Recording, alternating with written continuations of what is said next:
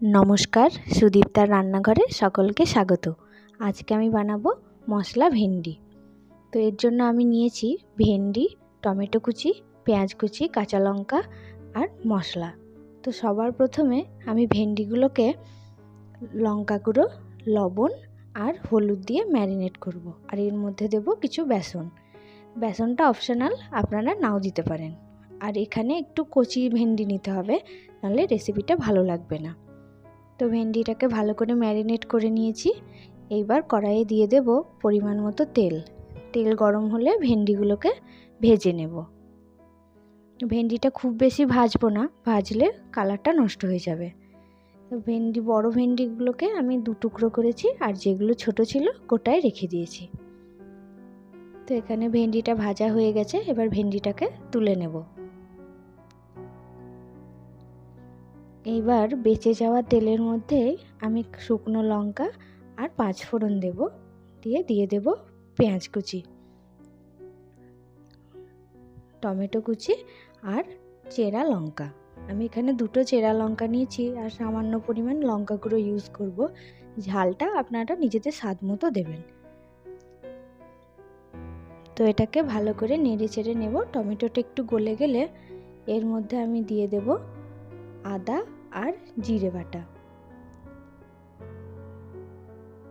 তো আদা জিরে বাটা দিয়ে আমি একটু মশলাটা কষিয়ে নেব।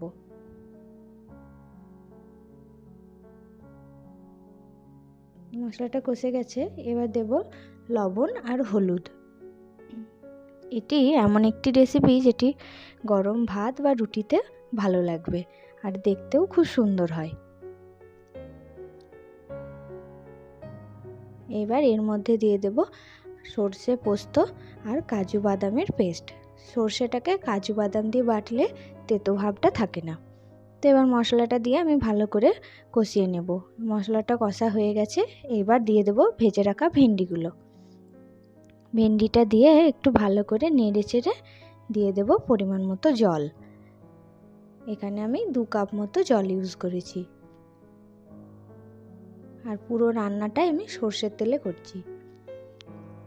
তো হয়ে গেছে, এবার জল দিয়ে এটাকে আমি ঢেকে দেব। লো ফ্লেমে 5 মিনিট ঢাকা দিয়ে রেখে দেবো ভেন্ডিটা সিদ্ধ হওয়ার জন্য। যারা ভেন্ডি খেতে পছন্দ করেন না, এইভাবে একবার রান্না করে দেখবেন, খেতে সত্যিই খুব ভালো হয়। তো এখানে 5 মিনিট পর আমি ঢাকনাটা খুললাম। ভেন্ডিটা সিদ্ধ হয়ে গেছে, এবার নেড়ে চেড়ে দিয়ে দেব কাঁচা সর্ষের তেল 1 চামচ।